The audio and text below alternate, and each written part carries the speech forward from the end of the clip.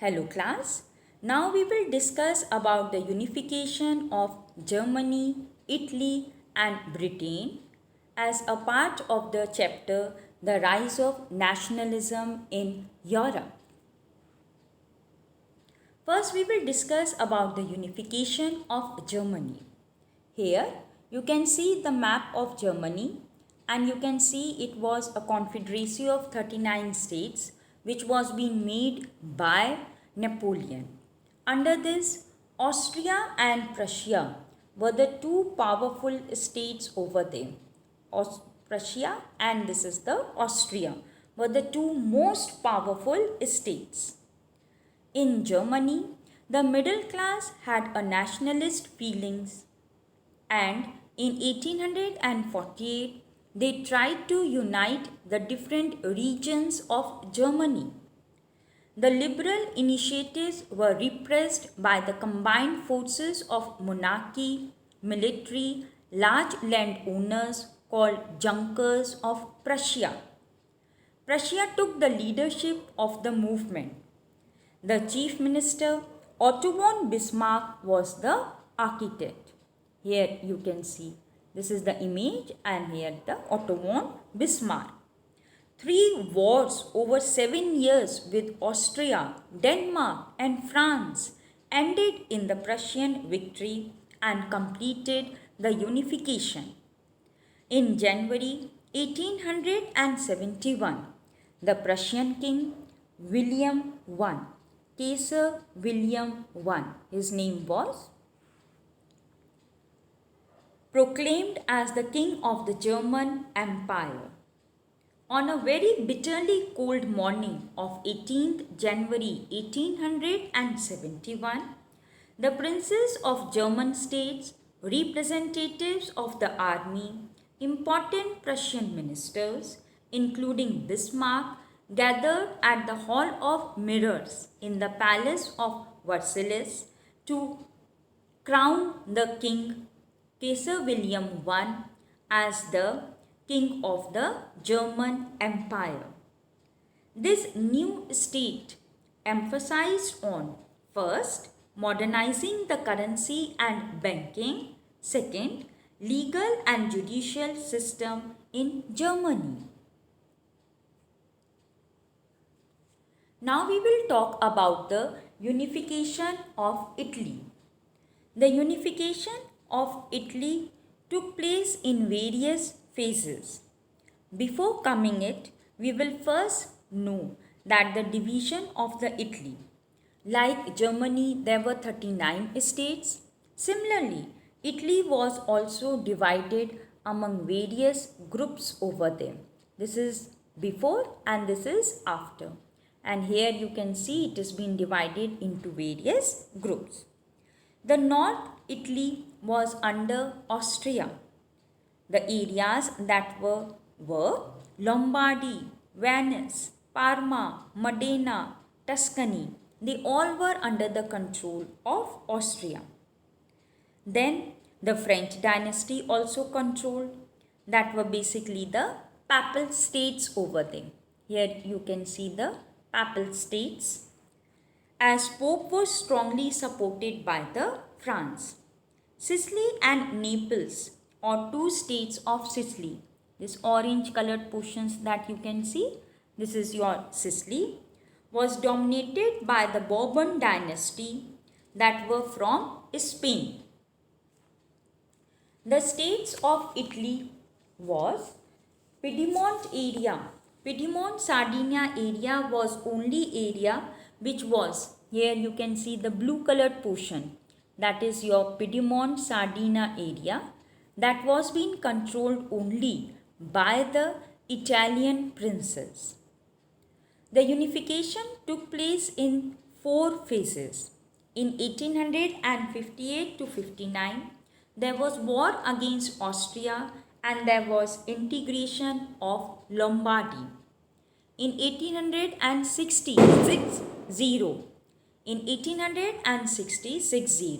there was integration of Parma, Modena, Tuscany, Naples and Sicily. In 1866, there was integration of Venice, and in 1870 to 71 there was integration of Rome. When we talk of the first phase, there was an agreement that was being made from the side of Italy and France. From the side of Italy was a very famous person known as Cavour, that they will help each other to drive Austria out of the northern provinces of Lombardy and Venetia. A struggle took place in which the French and Sardinia army won victories against Austria. Major battles were being fought over there, and they drove Austria out of Lombardy but failed to drive them out of Venetia, because on the other hand, France and Austria has made a contract that against Prussia they together will fight. So Austrian forces asked France to retreat and they left Venetia. Then the second phase came up. The second phase was a bigger phase because in that many areas were being integrated in Italy. What happened that when Venetia was under the control of Austria, when Lombardy became free, similarly the other states that were under the control of Austria like Parma, Modena and Tuscany, they also wanted to get liberated. Here, Cavour, who was a very diplomatic person, he passed a plebiscite in these three areas. And the plebiscite, what is the meaning? It means a direct vote by the people to give the answer in yes or no. In the plebiscite, Parma, Modena and Tuscany voted to join Piedmont Sardinia, means they wanted to become independent and be a part of the Italy. In such a situation, at the area of Papal States, some of the troops were being sent by the king, that is Victor Emmanuel II. Here you can see the king, Victor Emmanuel II. He is standing over there and Garibaldi is helping him to wear a socks in which the Italy is being mentioned over there. Fine. So in this what happened?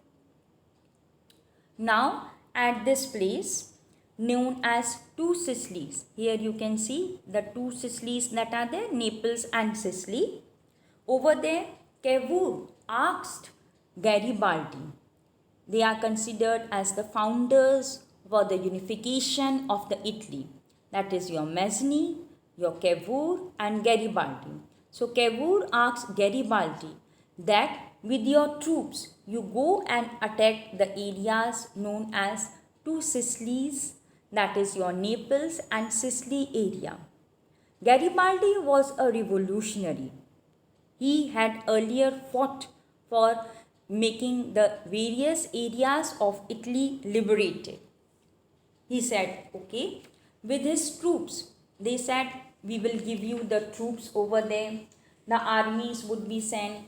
You will be given the different kinds of ships that are being required. And from this place over there, from this place, he went over there to conquer the areas. On the other hand, Cavour told Napoleon, because this region was controlled by whom? By the Bourbon dynasty of Spain. That was under the control of France only. France and Spain were friends, means Bourbon dynasty same. So they said, Cavour said to the France king that I am sending my troops and there a revolutionary has come to conquer at the two states of Sicily. I will help you to drive them out. He sent his troops from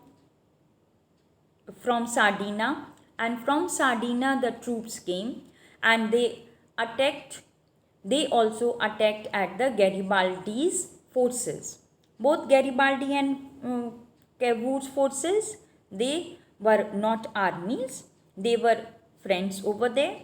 In this way, Cavour was able to control the areas of two Sicilies also.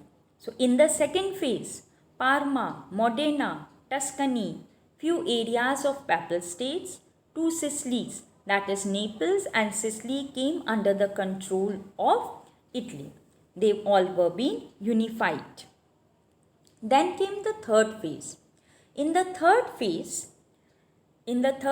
that followed over there, the Cavour had died.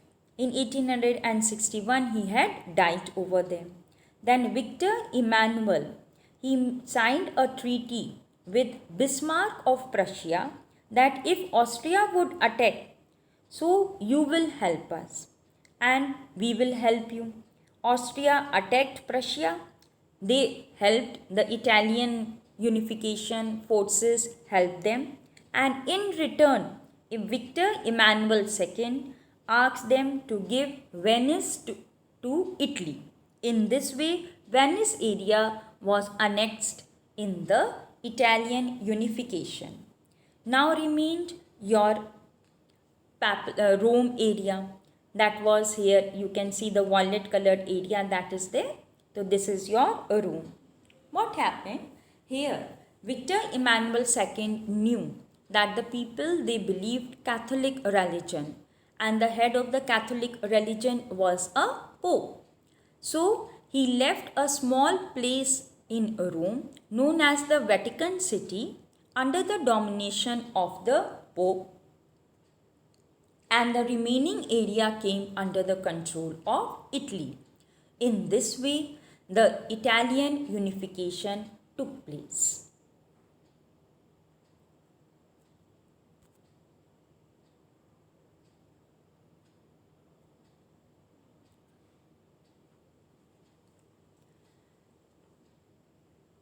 Now we come to the Britain unification. Here, as you all can see, the map of Britain is there. Yes, but earlier it was not Britain. This was green colored area England. The orange colored area was Wales. The yellow colored area was your Scotland. And this greyish and orange colored area were your Ireland. So first they had tried to annex the Scotland. English nation, English means England nations, considered to be an important nation in navy, trade and commerce. So they wanted to annex Scotland with the British Isles. British Isles means British Islands. With the Act of the Union 1707 signed between England and Scotland, there was the formation of United Kingdom of Britain. After that, the British domination took place over the Scotland, and the Scottish people in every aspect were dominated by the British. The Scottish language and culture was banned, and English language and culture was being promoted. Now they incorporated Ireland. Ireland was deeply divided into two communities, the Protestants and the Catholics. The English helped the Protestants to establish dominance over the Catholics. So the revolt of Catholics led by Wolfe Tone was suppressed by the Protestants with the help of Britain. Thus, Ireland was finally incorporated with Great Britain. A new British nation was formed, and the symbols of New Britain were the Union Jack, that was the national flag, the national anthem, that was God Save Our Noble King. These things were being created. With this, we come to the end of the unification of Italy, Germany and Britain. Thank you all.